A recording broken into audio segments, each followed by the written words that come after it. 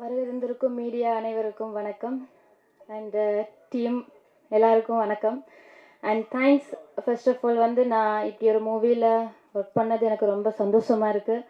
இதுக்கு நான் first thanks பண்ண போகிறது இந்த டீமோட என்ன அறிமுகப்படுத்தின மிஸ்டர் செல்வம். அவர் இப்போ இங்கே இல்லைன்னு நான் நினைக்கிறேன். ஸோ அவருக்கு நான் ஃபஸ்ட்டு தேங்க் பண்ணிக்கிறேன். And special thanks to director Ramdev. So அவர் மிகப்பெரிய வாய்ப்பு இந்த படத்தில் எனக்கு கொடுத்துருக்காரு. இந்த படம் பட்ஜெட் படம் அப்படின்னு சொல்கிறத விட பல பேருடைய உழைப்பு இந்த படத்தில் இருக்குது. முக்கியமாக நிறைய புது ஆர்டிஸ்ட் இதில் நடிச்சிருக்காங்க. இன்க்ளூடிங் நான் கூட சொல்லலாம். எனக்கு ஒரு மிகப்பெரிய வாய்ப்பு இந்த படம். நிறைய கெட்டப்பு, நிறைய பெர்ஃபார்மன்ஸ் இந்த படத்தில் இருக்குது. முக்கியமாக இந்த சமுதாயத்துக்கு தேவைப்படுற ஒரு கண்டென்ட்டு. இப்போது நம்ம வாழ்வில் நடைமுறையில் இருக்கக்கூடிய ஒரு ஒரு சம்பவத்தை மொத்த டீமுமே ஒரு கதையாக இதை உருவாக்கியிருக்கோம். டைரக்டருடைய நீண்ட நாள் படைப்பு இது. ஸோ ரொம்ப கஷ்டப்பட்டு இந்த ஒரு படத்தை நாங்கள் உருவாக்கியிருக்கோம். இதை நல்லபடியாக கொண்டு போகிறதுக்கு, மக்கள்கிட்ட கொண்டு சேர்க்குறதுக்கு மீடியா ஆகிய உங்களுக்கும் நான் தேங்க் பண்ணிக்கிறேன். சின்ன படங்களை நிறைய பேர் பார்க்காம தியேட்டர்ஸில் அப்படியே போயிடுது. ஸோ சின்ன படங்களாக இருக்கட்டும், பெரிய படங்களாக இருக்கட்டும், எல்லா படமுமே கண்டிப்பாக மக்கள் பார்க்கணும். அதை நல்ல விதமாக மக்கள்கிட்ட கொண்டு சேர்க்கணுன்னு நான் மீடியா கிட்ட வேண்டிக்கிறேன். அண்ட் அதுக்கு தேங்க்ஸ் அகெயின்.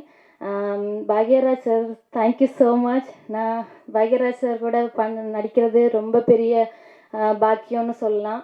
ஏன்னா என் அப்பாவுக்கு பிடிச்ச ஒரு ஃபேவரட் ஆக்டர் அவர் எனக்கும். ஸோ அவர் கூட ஒர்க் பண்ணது ரொம்ப சந்தோஷம். அண்டு நம்ம heroine, 90s heroine Sonia Agarwal ma'am எல்லாருக்கும் ரொம்ப பிடிக்கும். எனக்கு ரொம்ப பிடிச்ச ஒரு ஆக்ட்ரஸ் அவங்க கூட ஒர்க் பண்ணது ரொம்ப சந்தோஷம். மற்றபடி டீமில் இருக்க எல்லாருக்குமே ரொம்ப நன்றி. ரொம்ப ஒரு ஃபேமிலியாக அந்த படம் நாங்கள் பண்ணியிருக்கோம். Thank you so much and thanks again. மேடையில் இருக்கிற பாக்யராஜ் சாருக்கு, சோனியாஜிக்கு, மேடையில் அமர்ந்திருக்கும் ப்ரொடியூசர்ஸ் எல்லாருக்கும் வணக்கம். இந்த படத்தில் கமிட் ஆனதுக்கு மெயினான ஒரு ரீசன் என்ன அப்படின்னா, நான் பாக்யராஜ் சாரோடைய மிகப்பெரிய ஃபேன் ஸ்கூல்லேருந்து. ஸோ ஃபஸ்ட்டு என்கிட்ட ராம்தேவ் சார் சொல்லும்போது, இந்த மாதிரி இப்படி ஒரு படம், இப்படி ஒரு ஒரு த்ரில்லரு நீங்கள் பண்ணுறீங்க அப்படிங்கும்போது, பாக்யராஜ் சாரோட காம்பினேஷனு, ஒரு க்ரைம் இன்வெஸ்டிகேஷன், ஸோ உங்களை இன்வெஸ்டிகேட் பண்ணுற மாதிரி அப்படின்னோடனே நான் வேறு எதுவுமே சொல்ல. பாக்யராஜ் சார் கூட நடித்து ரொம்ப நாள் ஆச்சு. இன்ஃபேக்ட் உத்தமபுத்திரனில் சார் கூட நடித்தேன். அதுக்கப்புறம் ஒரு வாய்ப்பே கிடைக்கல. ஸோ அதனால் சரி அவர் கூட நடிக்கணும் அப்படின்றதுக்காகவே இந்த படம் ஒத்துக்கிட்டேன். தேங்க்ஸ் ராம்தேவ் இந்த ஆப்பர்ச்சுனிட்டி கொடுத்ததுக்கு.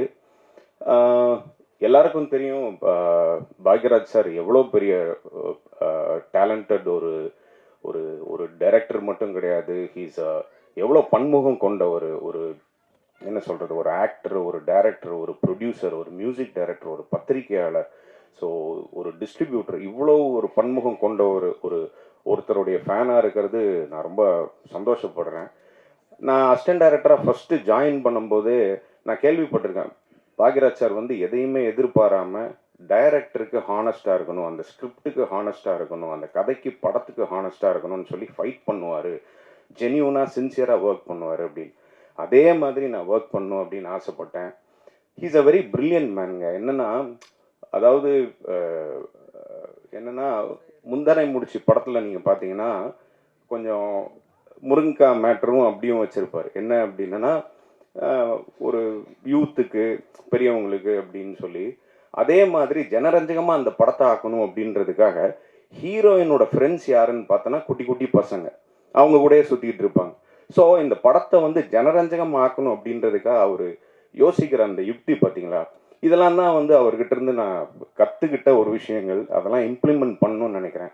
ஒருத்தர் மேலே நம்ம அதிகமாக ஒரு என்ன சொல்கிறது, ஒரு அன்பு நேசம் அப்படி வைக்கும்போது ஆட்டோமேட்டிக்காக நமக்கு அது போய் அட்டாச் ஆகும்னு நினைக்கிறேன். அதனால தான் சாந்தனோட அவர் சன்னோட நான் இன்றைக்கி நல்ல ஃப்ரெண்டாக இருக்கிறேன். அகெயின் சோனியாஜி, உங்களை பார்த்து ரசிக்காத ஆள் கிடையாது.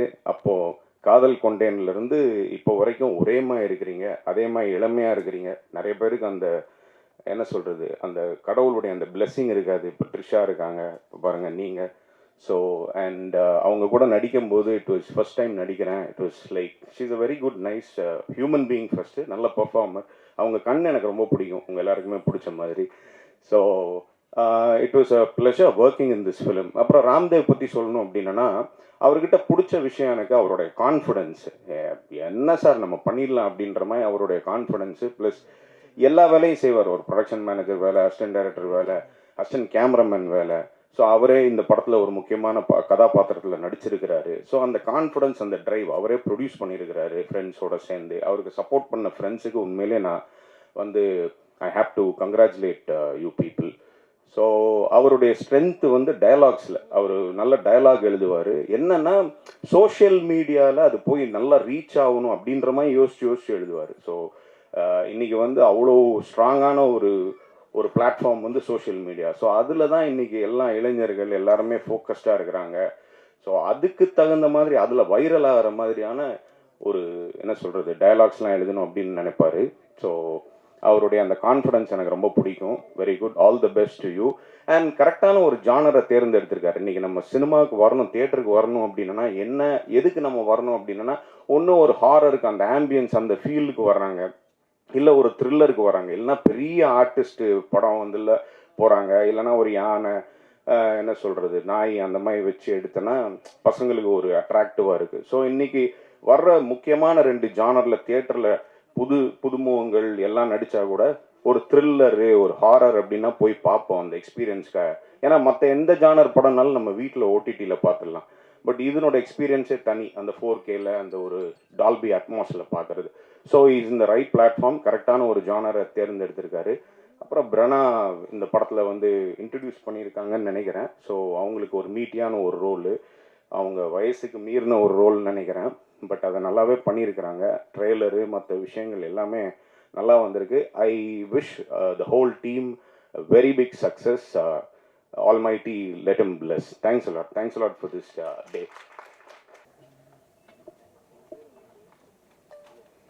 Vanakkam.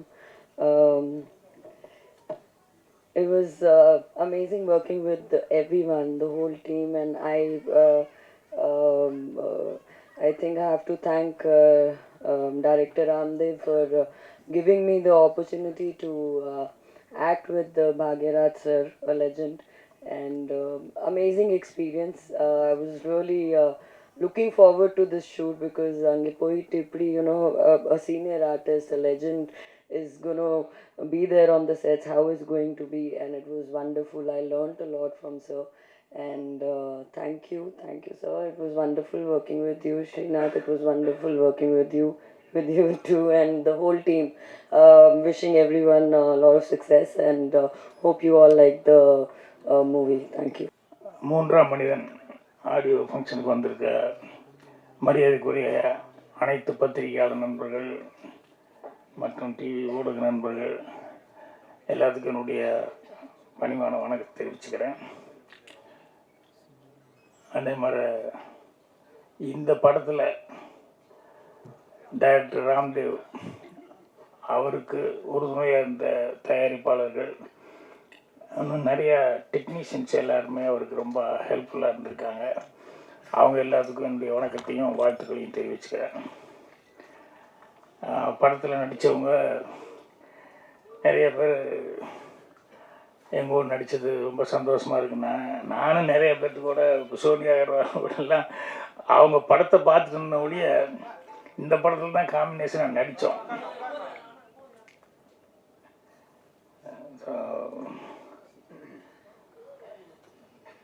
இன்னைக்கு காலையில் இன்னும் இங்கே வந்திருக்க எல்லாருக்குமே நண்பர்கள் எல்லாருமே இதுக்கு ஃபங்க்ஷனுக்கு வந்திருக்கவங்க, ராம்தேவ் சம்மந்தப்பட்டவங்க எல்லாத்துக்கும் என்னுடைய வணக்கத்தை தெரிவிச்சுக்கிறேன்.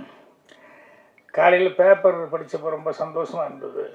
என்னென்னா இந்த 2023ஆம் ஆண்டில் வந்து நல்ல பேர் வாங்கின டைரக்டர்ஸ் அப்படின்னு சொல்லி ஒரு பெரிய பட்டியல் போட்டிருந்தாங்க.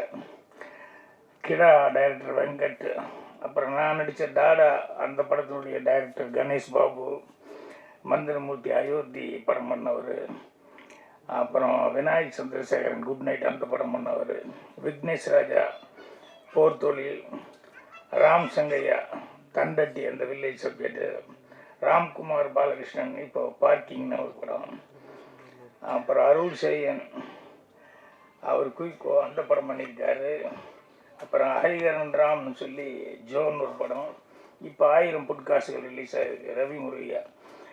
இவங்க எல்லாருமே இந்த வருஷத்தில் வந்து 2023 வருஷத்தில் நல்ல டைரக்டர்ஸ்ன்னு சொல்லி அறிமுகமானவங்க அப்படின்னு சொல்லும்போது தமிழ் இண்டஸ்ட்ரிக்கு ஒரு பெருமையான ஒரு சமாச்சாரம். என்னென்ன எப்பவுமே தமிழ் திரையை பற்றி சொல்லும்போது மற்ற லாங்குவேஜ் இருக்கிறவங்கெல்லாம் என்கிட்ட நேரடியாக கூட கேட்டிருக்காங்க. என்னென்னா இங்கே தான் வந்து புது டைரக்டர்களை இன்ட்ரடியூஸ் பண்ணுறது வந்து தைரியமாக புது ப்ரொடியூசர்களும் வருவாங்க, புது இயக்குநர்களை அறிமுகப்படுத்துறதும் இங்கே தான் அதிகமாக நடக்கும். அதே மாதிரி மற்ற எல்லாருமே ஆர்டிஸ்ட்டு இன்ட்ரடியூஸ் பண்ணுறது எல்லாமே மற்ற ஊரில் எல்லாம் கொஞ்சம் யோசிப்பாங்க, வியாபாரம் அது இதுங்கிறதுனால கொஞ்சம் எதுக்கு எக்ஸ்பெரிமெண்ட் அப்படின்னு சொல்லிட்டு. தமிழை பொறுத்த வரைக்கும் அந்த எக்ஸ்பெரிமெண்ட் அப்படிங்கிறது பெருசாக நினைக்கவே மாட்டாங்க. அதே மாதிரி தமிழில் கதைகளே வந்து எக்ஸ்பெரிமெண்ட்டாக நிறையா கதைகள் வந்து பண்ணிக்கிட்டு இருப்பாங்க. ஸோ இத்தனை பேர் வந்திருக்காங்க கிடச்சிருக்காங்கும்போது 2023ங்கிறது ரொம்ப சந்தோஷமான ஒரு வருஷமாக இருக்குது. இன்னும் அடுத்த வருஷத்தில் இதை விட சிறப்பாக இன்னும் நிறைய பேர் வரணும் அப்படின்னு சொல்லிட்டு. ஸோ இதில் என்னென்னா நான் விமர்சனம் படிப்பேன், விமர்சனம் படிச்சுட்டு படத்தை பற்றி முடிஞ்ச வரைக்கும் சில படங்கள்லாம் பார்த்துருவேன், சிலது பார்க்க முடியாமல் போயிடும். பத்திரிகைகள் அவருடைய விமர்சனங்கள் வந்து இந்த படங்களுக்கு எல்லாமே ரொம்ப ஜெனுவனான விமர்சனமாக இருந்தது. எல்லாருமே வந்து அவ்வளோ நல்லா அப்ரிஷியேட் பண்ணி இந்த படங்களை வந்து அவங்களுடைய கை கொடுத்து அவங்களுடைய ஆதரவு தெரிவித்து, ஆனால் சக்ஸஸ்க்கு அது ரொம்ப முக்கியம். பத்திரிகையாளர்கள், ஊடக நண்பர்கள் அவங்களுடையது. ஸோ இவங்க எல்லாருமே வந்து கரெக்டான முறையில் அது ராம்தேவ் அவரை பற்றி சொல்லணுன்னா நிறையா சொல்லணும். என்னென்னா அவர் எப்படி ப்ரொடியூசர்களை பிடிக்கிறாருன்னு எனக்கு ஒன்றும் புரியல. அது ஒரு திறமை வேணும். ஏன்னா நிறைய பேர் வந்து என் அசிஸ்டண்ட்டு கூட சில பேர் இருந்தாங்க, இவன் நல்லா வந்துடுவான் அப்படின்னு நினச்சிட்டு இருப்பேன். வாய்ப்பு வந்தால் தானே நல்லா வர்றதுக்கு, வாய்ப்பு வர்றதே ரொம்ப பெரிய பிரச்சனையாக இருந்தது. அவன் எங்கே போய் யாரை பிடிக்கிறதுன்னு தெரியாமல் டெய்லி போகிறேன்னு சொல்லிட்டு இருப்பான். ஆனால் ராம்தேவ் பாருங்கள், ஒரு ஆளை பிடிச்சா பரவாயில்ல, ஒரு 3-4 பேரை பிடிச்சிருப்பாருன்னு நினைக்கிறேன். அவங்ககிட்ட எல்லாம் வந்து எந்த அளவுக்கு நம்பகத்தன்மையாக அவர் நடந்துக்கிறது, பேச்சுவார்த்தைகள் இருந்தால் அதெல்லாம் அதுக்கு ரொம்ப அவரை பார்க்கும்போது அதுதான் முதல்ல வந்து ஒரு டெக்னீஷியனுங்கிற முறையில் எனக்கு இந்த படத்தில் நீங்கள் நடிச்சு கொடுக்கணும் அப்படின்னு சொல்லி கேட்டார். சரி, ஒரு டெக்னீஷியன் அவரே ஒரு டைரக்ட் பண்ணுறவரே படமும் ப்ரொடியூஸ் பண்ணுறாரு அப்படின்னு சொல்லும்போது சரிங்க அப்படின்னா.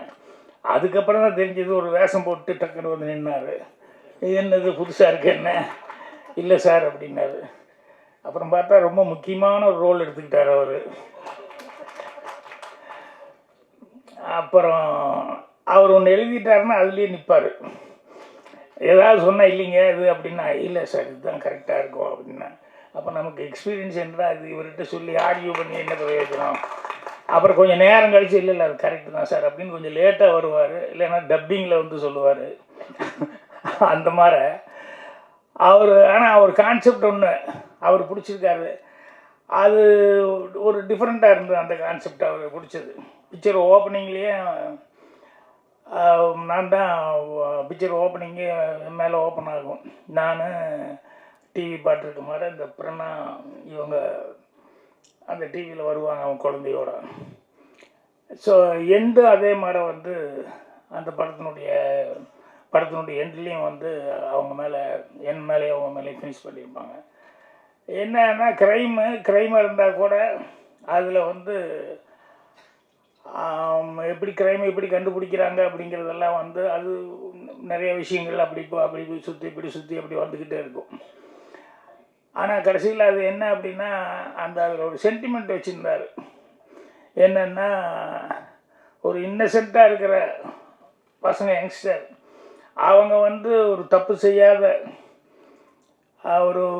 அவங்க மேலே தப்பு இல்லை, ஆனால் சூழ்நிலை அப்படி ஆகிப்போச்சுன்னு சொல்லிட்டு அவங்க இவங்களுக்காக தியாகம் பண்ண வருவாங்க.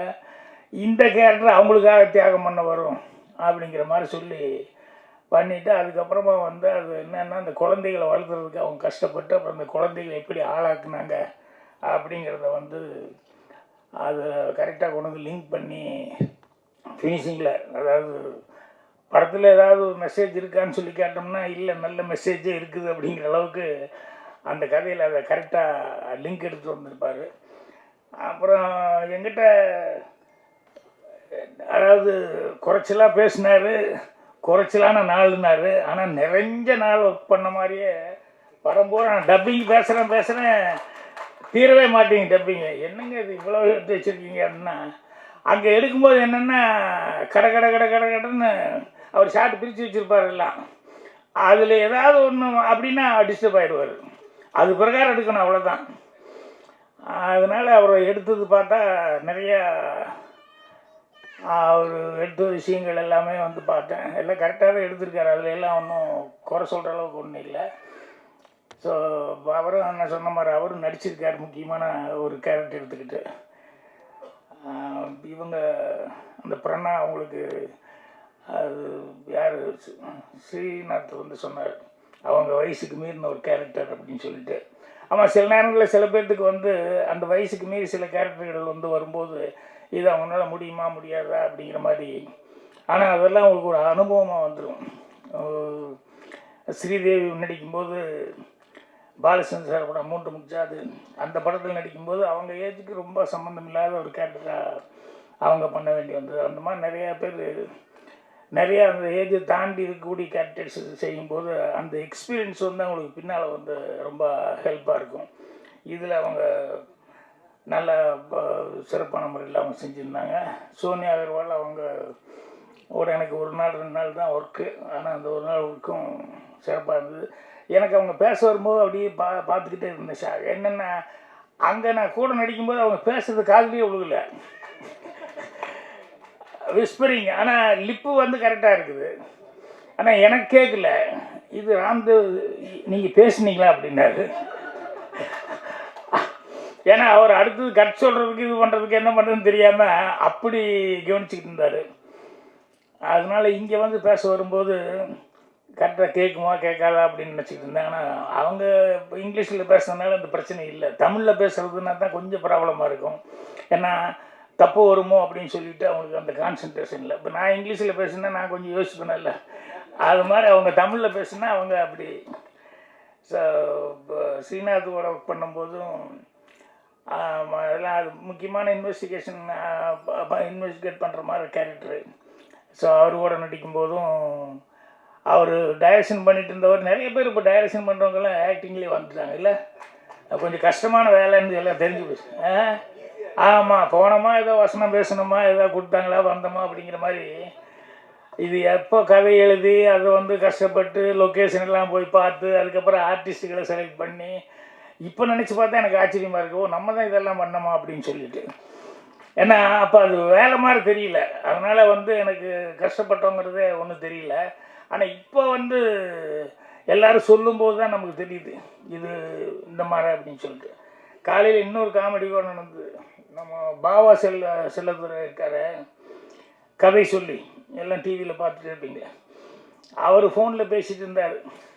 நேற்று யாரோ ஒரு நண்பர் வந்தப்போ அவரை பற்றி பேசும்போது அப்போ நான் சொல்லிக்கிட்டு இருந்த ரொம்ப நல்லா கதை சொல்கிறாரு அவர். அது என்னென்னா அதில் சிறப்பம்சம் என்னென்னா எல்லோரும் எல்லா கதையும் படிக்கிறதுக்கான வாய்ப்புகள் ரொம்ப கஷ்டம். எல்லோரும் எல்லா புக்கும் வாங்கி எல்லா கதையும் படிச்சிட முடியாது. ஆனால் நல்ல ரைட்டர்ஸு எழுதின நல்ல கதைகள் இருக்குது பாருங்கள், அந்த மாதிரி கதைகளாக செலக்ட் பண்ணி பாவா செல்லதுரை வந்து அது ரெகுலராக வந்து அவர் சொல்லிட்டு இருக்காரு. ஒரு 1/2 hour 45 minutes அவர் நேரேட் பண்ணும்போது நமக்கு உண்மையிலேயே அது மெயின் கதை என்ன அப்படிங்கிறத வந்து கொஞ்சம் கூட இப்படி எப்படி இல்லாமல் அது நல்லா உள்வாங்கிட்டு அவர் சொல்கிறதுங்கிறது ரொம்ப நல்லா சொல்லிக்கிட்டு இருக்காரு. அப்புறம் அவருக்கு நேற்று அவரை பற்றி பேசுனதுனால நீ ஃபோன் பண்ணார், பண்ணி நீங்கள் வரணும் சார் ஒரு தடவை திருவண்ணாமலைக்கு, இங்கே நான் கெஸ்ட் ஹவுஸ் எல்லாம் கட்டி வச்சுருக்கேன், எல்லாருமே டிஸ்கஷனுக்கு வர்றாங்க அப்படின்னு. இல்லைங்க நானும் கூட கேள்விப்பட்டேன், பெரும்பாலும் ஆமாங்க உங்கள் டேரக்டர்லேருந்து மிஸ்கின்லேருந்து எல்லோரும் வர்றாங்க அப்படின்னு சொல்லிட்டு இருந்தார். அப்போ கடைசியில் ஒரு வார்த்தை சொன்னார், என்னென்னா பாலு மகேந்திரா கடைசியில் இங்கே தான் சார், அவர் கல்லறையே இங்கே தான், அதனால் நீங்களும் ஒரு தடவை வரணும் சார். அது சொல்லிட்டு இதை சொல்லும்போது இன்னும் இவ்வளோ சீக்கிரம் கூப்பிட்றாரு அப்படிங்கிற மாதிரி நான் நினச்சி சிரிச்சுக்கிட்டேன். அவருடைய கதை சொல்கிறதுங்கிறது வந்து நிறைய பேர்த்துக்கு புக்கு படிக்க முடியாதவங்க எல்லாம், இப்போ பொன்னியின் செல்வம் வந்து அதெல்லாம் அன்னைக்கு வந்து அந்த கதையை படிச்சுட்டு அப்புறம் இப்போ படம் வந்ததுக்கப்புறம் பார்த்தோம்னு சொன்னோம்னா அந்த படத்துக்கு இன்னும் டெய்லி ஏதாவது ஒரு டிஸ்கஷன் வந்துட்டு இருக்கும். ஆதித்த கரிகாலனை யார் கொண்டாங்க, நந்தினி இருக்குதா இல்லையா, பலுவேட்டர் என்னாச்சு ஏதாச்சுன்னு சொல்லிட்டு டெய்லி டிஸ்கஷன். அதில் இந்த இது பார்த்தோம்னா ரொம்ப காமெடியாக இருக்கும். என்னென்ன யூடியூப்புகளில் வந்து பேசும்போது எங்கேயா ராமர் இருந்தார் அப்படின்னு ஒருத்தர் ஆரம்பித்தாருன்னா அவர் அதை பற்றி சொல்லிகிட்டே இருப்பார். ஆனால் பேப்பரை பார்த்தா 2000 கோடியில் ராமர் கோயில் கட்டிக்கிட்டு இருக்காங்க வந்து பேப்பரில் வந்து. இது மாதிரி ஒவ்வொன்றும் ஆரியர் என்ன இது என்ன அது என்னன்னு சொல்லிட்டு பார்த்தா நமக்கு எதை நம்புறது எது நம்பலை அப்படிங்கிற மாதிரி சில நேரங்களில் வந்து, ஏன்னா அவங்கவுங்க ஆர்குமெண்ட் அவ்வளோ கரெக்டாக இருக்கும். ஆனால் எல்லோரும் வந்து என்னென்னா இந்த இதை போய் சீரடி தானே அங்கே போய் இப்போ அந்த அகழ்வாரை அது பண்ணதுக்கப்புறம் வந்து எல்லாத்துக்கிட்டேயுமே ஒரு நல்ல நமக்கு பழசு என்ன, நாம் பூர்வீகம் என்ன, மனிதனுடைய பூர்வீகம் என்ன, தமிழனுடைய பூர்வீகம் என்ன, இதெல்லாம் தெரிஞ்சுக்கணும் அப்படின்னு சொல்லிட்டு எல்லாருக்கிட்டேயும் ஒரு அலர்ட்னஸ் எல்லாருமே வந்து இது பண்ணுறாங்க. அதனால் நிறைய பேர் வந்து அதை பற்றி ஆராய்ச்சி பண்ணி வரலாற்று வல்லுநர்கள் அவங்க இவங்க எல்லாம் வந்து அதை பற்றி ஆராய்ச்சி பண்ணி நிறைய விஷயங்கள் சொல்லிக்கிட்டு இருக்காங்க. ஸோ அது ஒரு நல்ல எஜுகேஷனாக இருந்துகிட்ருக்கு.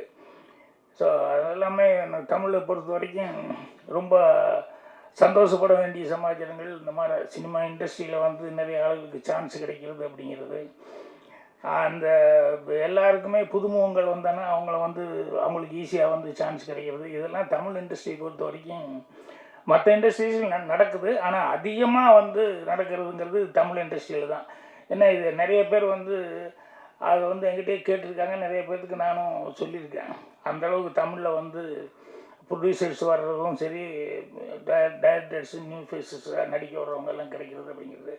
ஸோ இந்த படத்தை பொறுத்த வரைக்கும் நிறையா டெக்னீஷியன்ஸ் இவருக்கு பயங்கரமாக ஹெல்ப் பண்ணி எல்லாருமே கோஆப்ரேட் பண்ணியிருக்காங்க. ஸோ இதில் யார் ராம்தேவ் எழுதி இயக்குனது, இணை தயாரிப்பாளர்கள் ஞானோதயா, டாக்டர் ராஜகோபாலன், அப்புறம் சாந்தி ராஜகோபாலன், அவ்வளோதானே. நிறைய பேர் நான் மீட் பண்ண மாதிரி இருந்தது. அப்படியா? ஆக்டர் ஐஜி இந்த மாதிரி போலீஸ் எல்லாம் நடித்தாங்களே, தயாரிப்பாளர் இல்லையா அவங்கெல்லாம்? சரி சரி சரி. ஸோ எடிட்டர் துர்கா, இசை வந்து Venushankar, camera மணிவன், Pragadeesh designer. So எல்லாருமே வந்து அவர் ராம்தேவ் ஆல்ரெடி எத்தனை படம் ஒரு படமா ஆல்ரெடி ஒரு படம் பண்ணியிருக்காரு. இருந்தாலும் இந்த படத்தில் வந்து சொன்ன மாதிரி அவர் எல்லாத்துக்கிட்டையும் போய் பேசி அவரே எல்லா வேலையும்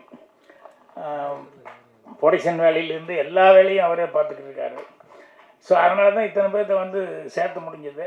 அப்புறம் ரெண்டாவது இதில் ரொம்ப அவரை வந்து பாராட்ட வேண்டிய ஒரு சமாச்சாரம் என்ன அப்படின்னா, படம் எடுக்கிறது ரொம்ப சிரமப்படுவாங்க, ஆளை பிடிக்கிறது. அப்புறம் படம் எடுத்துட்டு அதை ரிலீஸு கொண்டு வர்றது இருக்க, அது அதை விட பெரிய கஷ்டப்படுவாங்க. அந்த மாதிரி ஏகப்பட்ட படங்கள் தேக்கமாக நிற்கிது. இப்போ பாருங்கள், ஆடியோ ஃபங்க்ஷன் வர்றதுக்கு முன்னாலேயே பேப்பரில் அனௌன்ஸ்மெண்ட் வந்துச்சு, இதில் போட்டிருக்காரு தெரிக்க விடும் அப்படின்னு சொல்லிட்டு. அந்த மாதிரி தேதியெல்லாம் போட்டு அனௌன்ஸ்மெண்ட் கொடுத்தாச்சுல்ல. அதான் 29 ரிலீஸுங்கிறது கொடுத்துட்டாங்க. இப்போ ஆடியோ ஃபங்க்ஷனுக்கு முன்னாலேயே அது பேப்பரில் பார்த்தோன்னே. ஸோ அந்த அளவுக்கு வந்து ஒரு விடாமுயற்சியாக இருந்து படத்தை தேட்டருக்கு எடுத்துகிட்டு வருது. ஏன்னா நிறைய பேர் ரொம்ப கஷ்டப்படுறாங்க. அட்லீஸ்ட் ஓடிடி பிளாட்ஃபார்ம்லையாவது கொடுத்தா பரவாயில்ல அப்படிங்கிற லெவலில் நிறைய பேர் இருந்துருக்காங்க. ஆனால் இவர் தேட்டரில் எடுத்துகிட்டு வர்றதுக்கு அவ்வளோ முயற்சி பண்ணி சிறப்பான முறையில் எடுத்துகிட்டு வந்துட்டார். ஸோ ரொம்ப சந்தோஷமாக இருக்குது. ராம்தேவுடைய முயற்சி விடாமுயற்சி மட்டுமே இல்லாமல் அவர் சின்சியராக உழைப்பார். அது நான் சொன்ன கருத்து வேறுபாடுங்கிறது வேறு, ஆனால் அவங்க எடுத்துக்கிட்டதை அவங்க சின்சியராக, எங்கள் டைரக்டர்கிட்டே அதான் நான் சொல்லுவேன். எங்கள் டைரக்டர் அவர் என்ன நினைக்கிறாரோ அது தீர்மானமாக போய் எடுக்கிறதுல இருப்பார். ரொம்ப சண்டை போட்டால் கூட சுமாரியா அப்படின்லாம் சொல்லுவார். ஆனால் அந்த 7 மணிக்கு கரெக்டாக ஷார்ட் வச்சு கரெக்டாக எடுக்கணும் அப்படின்னு சொல்லிட்டு ஓபி அடிக்கிற வேலையே இல்லாமல், வெயில் வரல ஏதாவது ஒன்று மழை வந்துருச்சுன்னா தான் சும்மா உட்காருவார் ஒழிய ஒரு நிமிஷம் கூட சும்மா உட்கார மாட்டார்.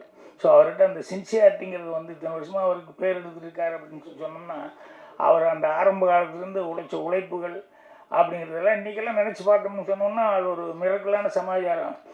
ஒரு 27 நாளில் படம் முடிக்கிறது, கம்மியான பட்ஜெட்டில் படம் முடிக்கிறது அப்படிங்க. இப்போல்லாம் எத்தனையோ கோடிகள் கோடிகள் கோடிகள்னு போயிட்டு இருக்க வழியே அவர் பண்ண படங்கள் அதெல்லாம் நான் கூட ஒர்க் பண்ணும்போது பார்த்ததெல்லாம் வந்து இன்றைக்கி பார்த்தோம்னு சொன்னோம்னா எவ்வளோ தூரம் அவரெல்லாம் ஒர்க் பண்ணார், கஷ்டப்பட்டார் அப்படிங்கிறதெல்லாம் வந்து, ஏன்னா ஒரு செகண்டு கூட அவர் ஃப்ரீயாக வந்து சும்மா உட்காந்ததே கிடையாது. அந்தளவுக்கு அவர் வந்து சின்சியராக வந்து ஒர்க் பண்ணார். அதே மாதிரி வந்து ராம்தேவும் அவர்கள் கரெக்டாக பிளான் பண்ணிட்டாரு. அவர் என்ன நினைக்கிறாரோ அதை நினைக்கிறத கரெக்டாக எடுக்கணும் அப்படிங்கிறத கரெக்டாக அந்த டைமுக்கு வந்து கரெக்டாக கடை ஷார்ட்டெல்லாம் பிரித்து ரெடியாக வச்சுக்கிட்டு இருப்பார் எழுதி. அப்புறம் டக் டக் டக் டக் டக்குன்னு எடுத்து முடிச்சிடுவார். ஸோ எல்லோரும் ஒரு நாள் 2 நாள் எக்ஸ்ட்ரா ஆகுது. இவரை பொறுத்த வரைக்கும் 1 நாள் 2 நாள் 3 நாளே முடிச்சிருப்பார்னு நினைக்கிறேன். எக்ஸ்ட்ராலாம் ஆகலை இல்லை. ஸோ இது ஒரு பேப்பர் வந்துருக்கு. இல்லை உயர்நீதிமன்றம் என்னடா இது இவ்வளோ பெருசாக படிக்கிறதுக்கு இன்னும் டைலாக் முடியலையான்னு எனக்கு டவுட் வந்து. பிரியாவா தொகுத்து வழங்கினது, அவங்க தமிழ் சுத்தமாக பேசி பண்ணிட்டு இருக்காங்க. ஸோ பத்திரிகையாளர் நண்பர்கள் படம் பார்த்துட்டு நீங்கள் என்ன நினைக்கிறீங்களோ தான் எழுதுவீங்க. என் படத்துக்கே நான் கேட்க மாட்டேன். படம் பார்த்ததுக்கப்புறம் நான் அங்கே அப்போல்லாம் மீட்டிங் படம் முடிஞ்சுன்னு நாங்கள்லாம் மீட் பண்ணிக்குவோம். அங்கே சினிமாவை பற்றி பேச வேணான்ருவோம், படத்தை பற்றி பேசாதீங்க, ஜென்ரலாக ஏதாவது பேசுவோம் அப்படின்னு சொல்லிட்டு. அது என்னென்னா அவங்க என்ன நினைக்கிறாங்கன்னா, ஒரு பாட்டு ஹிட் ஆகுது அப்படின்னு சொன்னோம்னா நம்ம கேசட் வாங்கி ஆடியோ அது பார்க்கணுங்கிற அவசியம் இல்லை. சிக்னல் நின்றுருப்போம், பக்கத்து காரில் வந்து பாடிக்கிட்டு இருக்கோம். டீ கடையில் எங்கே போய் சாப்பிட்லான்னு போனால் அங்கே பாடிக்கிட்டு இருக்கோம். ஸோ ஒரு பாட்டு ஹிட் ஆகிறது எப்படி தெரிஞ்சுக்கணும்னா நம்ம வாங்கி பார்க்கணுங்கிறது இல்லை, அதே எங்கே வேணாலும் பாடிக்கிட்டு இருக்கோம், நம்ம காதில் விழுந்துகிட்டே இருக்கும். அது மாதிரி பத்திரிகையாளர் நண்பர்கள் வந்து அவங்க நினைக்கிறது அவங்களுக்கு ஜென்ரலாக என்ன தோணுதோ அதில் ப்ளஸ் பாயிண்ட்டு மைனஸ் பாயிண்ட்டுன்னு அவங்க ஆங்கிள் எழுதுவாங்க. இப்போ நான் சொன்ன அந்த 10 பேருக்கெல்லாம் நேம் வந்ததுக்கெல்லாம் காரணம் இவங்க விமர்சனங்கள் எல்லாம் வந்து எல்லா பத்திரிகைகளையும் நான் படிக்கும்போது எல்லாருமே ஓரளவுக்கு முன்ன பின்ன இல்லை, பெருசாக ஓரளவுக்கு எல்லாருமே அவங்க என்ன அப்ரிஷியேட் பண்ணாங்களோ அதே அளவுக்கு ஜனங்களும் அதை வந்து புரிஞ்சுக்கிட்டு தமிழ் ஆடியன்ஸுக்கிட்ட இருக்கிற பெரிய ப்ளஸ் பாயிண்ட் அதுதான். இது புதுசுன்னா கூட பரவாயில்லன்னு தேட்டருக்கு வந்து ஒரு தடவை பார்க்கலாமேன்னு பார்ப்பாங்க. அதுக்கப்புறம் மவுத் டாக் வந்ததுன்னு சொன்னோம்னா ஆட்டோமேட்டிக்காக வந்து தமிழ் ஆடியன்ஸுக்கிட்ட போகும். ஸோ அதனால தான் இங்கே இருக்கிற படங்கள் வந்து நிறைய அடுத்த லாங்குவேஜுக்கு வந்து நமக்கு போயிட்டுருக்கு. அதே மாதிரி நம்ம டெக்னீஷியன்ஸ் எல்லோரும் எல்லா லாங்குவேஜ்லேயும் வந்து ஒர்க் பண்ணிகிட்ருக்காங்க. இதெல்லாம் நம்மெல்லாம் பெருமைப்படக்கூடிய ஒரு சமாச்சாரம். ஸோ எல்லாத்துக்கும் புத்தாண்டுக்குள்ளே மறுபடியும் மீட் பண்ண போகிறோமா என்னென்னு தெரியல, ஃபங்க்ஷனுக்கா என்னென்னு தெரியல.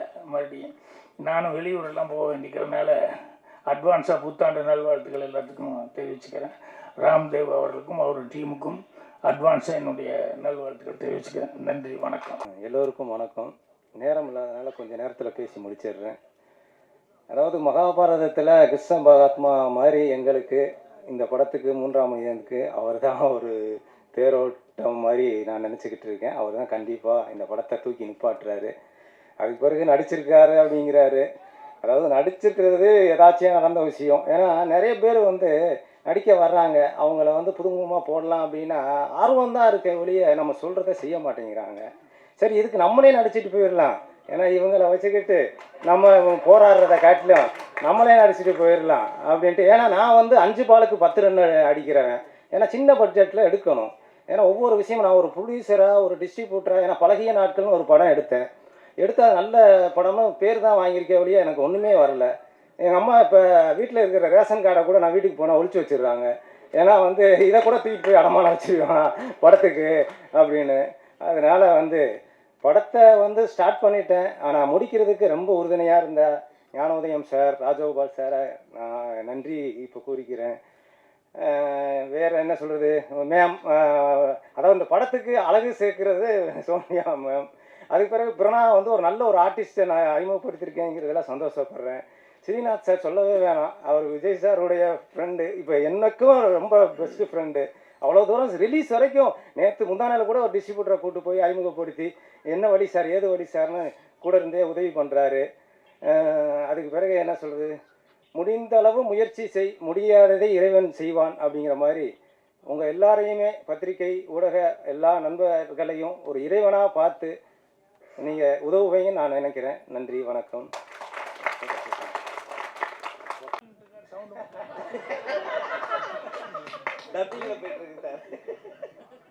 நீங்கள் என்ன அந்த நிக்கில் சதீஷ் அந்த வரிசையில் வர்றீங்களா? இல்லை உங்கள் மேனரிசம் எல்லாம் அதே மாதிரி இருந்தது சில விஷயங்கள்லாம். சார் லுக் இப்படி பாருங்கள், அப்படி பாருங்கள், லெஃப்ட் ரைட் பாருங்கள், அது இது. டைட்டிலெல்லாம் வச்சுக்கிட்டு நம்ம சிமிலாரிட்டி எல்லாம் பார்க்க முடியாது. ஏன்னா நிறைய படங்கள் அந்த மாதிரி வந்து சிமிலாரிட்டி வர்றது உண்டு. இது வந்து அதான் நம்ம சொன்ன மாதிரி கேரக்டர் வந்து அவர் ஆரம்பிக்கும் போது வந்து ஒரு கதைக்கு ஒரு நல்ல ஒரு மேட்ரு சொல்லணும் அப்படிங்கிற மாதிரி அந்த கதையை அப்படி ஆரம்பிச்சிருக்காரு. அதே மாதிரி எண்டு பண்ணும்போதும் அதே மாதிரி பண்ணியிருக்காரு. அது மாதிரி ஒரு ஒரு லேடிஸ் தாய்க்குளம் அப்படிங்கிறது வந்து அவங்க எந்த அளவுக்கு ஒரு அக்கறை எடுத்துக்குவாங்க, குடும்பத்தில் எந்த அளவுக்கு பொறுப்பு எடுத்துக்குவாங்க அப்படிங்கிறத வச்சு பண்ணியிருக்காங்க. ஸோ அதில் அந்த பிரண்ணா அவங்க வந்து நடித்தது அவங்களுக்கு அவங்க இதை மீறின ஒரு கேரக்டர். பட் அதை 2-3 கெட்டப்பில் நல்லா பண்ணியிருந்தாங்க. இன்னும் எல்லாருமே ஸ்ரீநாத், சூனியா எல்லாருமே வந்து சின்ன சின்ன இது 1 நாள் 2 நாள் வேலைன்னா கூட அந்த 1 நாள் 2 நாள் வேலை வந்து படத்தை தேவைப்படுற அளவுக்கு இருந்தது. நல்லா பண்ணியிருக்காங்க. கமல் சார் இப்போ லேட்டஸ்ட்டாக கேஆர் சாரும் வந்து சின்ன படங்களுக்கு வந்து நிறைய சப்போர்ட் பண்ணோம் அப்படின்னு சொல்லிட்டு இருக்காங்க. ஏன்னா சின்ன படங்களுக்கு வந்து தேட்டரே கிடைக்க மாட்டுது அப்படின்னு சொல்கிறாங்க. ஸோ இதை பற்றி என்ன நினைக்கிறீங்க? ஏன்னா தேட்டர் வந்து அவ்வளோ பெரிய படங்கள் ஒரு ஃபெமிலியரான ஃபேஸ்க்கு தான் கொடுக்குறாங்க. ஸோ இந்த மாதிரி படங்கள்லாம் வரும்போதே ஒரு ஷோ கிடைக்கிது பெரிய விஷயமா இருக்குது. இல்லைங்க, இங்கேயே நான் பல தடவை சொல்லியிருக்கேன். என்னன்னு சொன்னோம்னா ஒரு காம்ப்ளெக்ஸில் வந்து பெரிய படங்கள் போடுறாங்கன்னா ஒரு படமாவது சின்ன படம் வந்து கம்பல்சரியாக போடணும்னு கவர்மெண்ட் வந்து ரூல்ஸ் கொண்டு வரணும். அதுக்கு வந்து ப்ரொடியூசர்ஸ் கவுன்சில் இவங்கெல்லாம் ஒரு போராட்டம் பண்ணி அப்படி பண்ணால் தான் கரெக்டாக வருமோ ஒழிய இது அவங்களா பார்த்துக்குவாங்க அவங்களா பண்ணிக்குவாங்கன்னு சொன்னோம்னா எப்படி சரியாக வரும்? நீ பார்த்துக்கோ நான் பார்த்துக்கோ அப்படின்னு சொல்லி சொன்னா. அதனால் கவர்மெண்ட்டும் வந்து இல்லை சின்ன படங்களை என்கரேஜ் பண்ணோம் அப்படின்னா அதுக்கு வந்து என்ன தயாரிப்பாளர்கள் சங்கம் இவங்கெல்லாம் வந்து அதுக்கு ஒரு பெரிய ஸ்டெப் எடுத்துக்கிட்டு போய் நிற்கணும். போய் நின்னோம்னா 4 தேட்டரில் வந்து ஒரு படம் ஓடுது அப்படின்னா இப்போ பெரிய ஆர்டிஸ்டுக்கு படங்கள்லாம் ஓடிட்டுருக்குன்னு வச்சுக்கோங்களேன். சப்போஸ் டிக்கெட் கிடைக்கலன்னா சரி அடுத்த ஷோ புக் பண்ணிவிட்டு அதுக்குள்ளே இந்த வந்துட்டோமே எவ்வளோ தூரம் அப்படின்னு சொல்லிட்டு சரி சின்ன படம் ஒன்று இது எப்படி இருக்குது பார்க்கலாமே அப்படின்னு சொல்லிட்டு இப்படி தோணும். நானெல்லாம் அப்படி டிக்கெட் கிடைக்காம ஃபஸ்ட்டு டே இரவு பகல் படமெல்லாம் அப்படி தான் போனேன். ஏதோ ஒரு படத்துக்குன்னு போனேன். அது டிக்கெட்டு மத்தியானமாக சாயங்காலம் தான் கிடைக்கிச்சு. இது புதுசாக யாரோ நடிச்சிருக்காங்களே ஜோசப் தலியத்து என்னடா அது சிட்டாடல் அப்படின்ட்டு ஜெய்சங்கர் புதுசு அப்படின்னு சொல்லிட்டு அப்புறம் போய் பார்த்தா இந்த படம் கண்டிப்பாக 100 days ஓடும் அப்படிங்கிற லெவலில் எனக்கு படம் பார்த்தோன்னே தோணுச்சு. அப்புறம் பார்த்தா ஜெய்சங்கர் பெரிய ஹீரோ வந்தார். எல்லாருமே அப்படி தான் புதுமுகம் அப்படின்னு சொல்லும்போது புதுசு அப்படிங்கும்போது அவங்களுக்கு ஒரு வாய்ப்பு கிடைக்கணும் முதல்ல. அது வந்து கவர்மெண்ட்டும் இவங்களுக்கு தான் ட்ரை பண்ணணும். இல்லைங்க, சினிமாவில் வந்து இப்படித்தான் பண்ணணும் அப்படித்தான் பண்ணணும்னு சொல்லிட்டு எந்த ரூல்ஸ் ரெகுலேஷன்லாம் அப்படியெல்லாம் கிடையாது. வியாபார யுக்தி யார் வேணாலும் என்ன வேணால் பண்ணலாம். இப்போ நம்ம சொல்கிறது என்னென்னா பழைய படங்கள் மறுபடியும் கொண்டு வந்து போடுறாங்கன்னு சொன்னோம்னா அதுவும் பெரிய ஆர்டிஸ்ட் படம் தான். அதுதான் வந்து மறுபடியும் ரிலீஸ்க்கு வருது, ரீரிலீஸு. நான் என்ன சொல்கிறேன்னா ஒரு காம்ப்ளெக்ஸில் 4 ஓடுது அப்படின்னு சொன்னோம்னா நீ சின்ன படம் கம்பல்சரியாக போடணும்னு ஒன்று கொண்டு வந்துட்டீங்கன்னு சொன்னோம்னா அது போதும். இது வந்து சின்ன படங்கள் நடுவில் வந்துருச்சு அப்படின்னு சொன்னாலே அது வந்து அந்த ப்ரொடியூசர்களுக்கு வந்து ஒரு வாய்ப்பு கிடைக்கும். அந்த டைரக்டர்ஸு அந்த நடித்தவங்க எல்லாத்துக்குமே இதில் வந்து இது ஏன் போடுறீங்க அது ஏன் போடுறீங்கன்னு நம்ம பார்க்குறத விட இவங்களுக்கும் ஒரு வாய்ப்பு வரணும் அப்படிங்கிறத அது ஒரு சட்டம் மாதிரி கொண்டு வந்தால் தான் கரெக்டாக இருக்குன்னு சொல்ல வரேன். சினிமாவில் இயக்குனர் சங்கம் தயாரிப்பாளர் சங்கம் ஒற்றுமையாக இருக்குன்னு நினைக்கிறீங்களா? அப்பப்போ சண்டை வருது, அது எல்லா காலத்தையும் நடக்கிறது தான். அப்படி இருக்கும்போது எப்படி கேட்க முடியும் கவர்மெண்ட் கிட்ட நீங்கள்? இல்லை சார் அப்படி கிடையாதுங்க. எல்லா விஷயத்துலையும் இங்கே நம்ம சில நேரங்களில் சண்டை போட்டுக்கிறோன்னா எல்லாத்துக்கும் ஒட்டுமொத்தமாக ஒரு சில விஷயங்கள் நடக்கணும் இல்லையா? இப்போ கலைஞர் 100ஆண்டு விழா கொண்டாடுறதுன்னு சொன்னோம்னா இதில் வந்து அவங்க சண்டை போட்டிருக்கவங்களுக்கா நீ வந்து நான் வரமாட்டேன்னு சொல்ல முடியும்? எல்லோரும் சேர்ந்து கலைஞர் என்னன்னு பார்க்கணும். அவர் ஆரம்ப காலத்துலேருந்து சினிமாவில் இருந்தவர். அவர் ஆரம்பத்தில் வந்து படத்தில் வந்து வசனங்கள் எழுதினவர், கதை வசனங்கள் எழுதினவர் அப்படின்னு சொல்லிட்டு அவர் ஒரு ரைட்டராக வந்து நம்ம பார்த்தா அதுக்கு ஒரு மரியாதை கொடுக்க வேண்டியது அப்படிங்கிறது எல்லாத்துக்குமே தெரியும் இல்லையா? ஸோ அதனால் 100ஆண்டு விழாங்கும்போது இதில் நீ யார் நான் யார் அப்படின்னெல்லாம் யாருமே பார்க்குறதில்ல. அவருக்கு ஒரு மரியாதை செய்யணும் அப்படிங்கிறது எப்பவுமே அவங்கெல்லாம் என்ன சாதனை பண்ணாங்களோ அதை வந்து நம்ம வந்து மறுபடியும் புதுப்பிச்சுக்கிட்டே சொல்லிக்கிட்டு இருக்கணும். அப்போ தான் அடுத்த ஜென்ரேஷனுக்கு அது தெரியும். அவங்களுக்கு 100ஆண்டு விழா எடுக்கணும்னா அவர் என்ன வசனம் எழுதுறாருன்னு சொன்னோம்னா அப்போ தான் அவன் வந்து திருப்பி பார்ப்பான். பராசக்தி படமெல்லாம் அவர் என்ன டைலாக் எழுதினாரு என்னங்கிறதெல்லாம் திருப்பி பார்க்கறதுக்கான வாய்ப்புகள் வருது. மேலே ஆகிடுச்சு. ஆனால் இன்னமும் ஆங்கிலம் சொல்லிட்டு இருக்காங்களே உங்களை, ஆங்கிலத்தில் தான் மேனேஜ் பண்ணுறாங்க அவங்க பேசுறதெல்லாம் அப்படின்னு சொல்கிறாங்களே. தமிழில் நீங்கள் பேசாமல் ஆங்கிலத்தில் மேனேஜ் பண்ணிட்டு இருக்கீங்க. இல்லைங்க, நடிக்கிறதெல்லாம் தமிழில் பேசும்போது பிக்கப் பண்ணி நடிச்சிடுறாங்க. நான் சொல்ல வந்தது என்னென்னா ஃப்ளோவாக பேசுறது அப்படிங்கிறது இருக்குல்ல, அது அவங்கவுங்க தாய் பாஷை அப்படின்னு சொன்னோம்னா அது கொஞ்சம் ஃப்ளோவாக பேச முடியும். இன்னொரு பாஷைங்கும் போது அவங்க கொஞ்சம் டைம் எடுத்து கற்றுக்கிட்டு தான் இது பண்ணி ஆகணும். ப்ராமிட் பண்ணி பண்ணும்போதும் கரெக்டாக கேட்டு பண்ணிடுறாங்க. அதனால் சில பேர்த்துக்கு வந்து சில அவங்கவுங்க தாய் மொழி தவிர்த்து வேறு ஏதாவது பேசுறது எத்தனை வருஷம் ஆனாலும் இதுக்கு இப்போ என்னையே கேட்பாங்க எல்லோரும், என்ன கோயம்புத்தூர் கொங்கு நாடு பாஷை மாறாது, என்ன பண்ண முடியாது. ஸோ நான் பேச ஆரம்பிச்சுன்னுமே கோயம்புத்தூருங்கிறது ஈஸியாக தெரியும். ஸோ அது சினிமாவில் நான் என்ன மாற்றணும்னு நினச்சா கூட பட் அதெல்லாம் ரசிக்கிறாங்கும் போது ஓகே அதையே பண்ணிட்டு போயிடுவோம். அது ஏன் நம்ம விஷப்பரிச்சையாக போகணும் அப்படின்னு சொல்லிட்டு பண்ணுறதில்ல.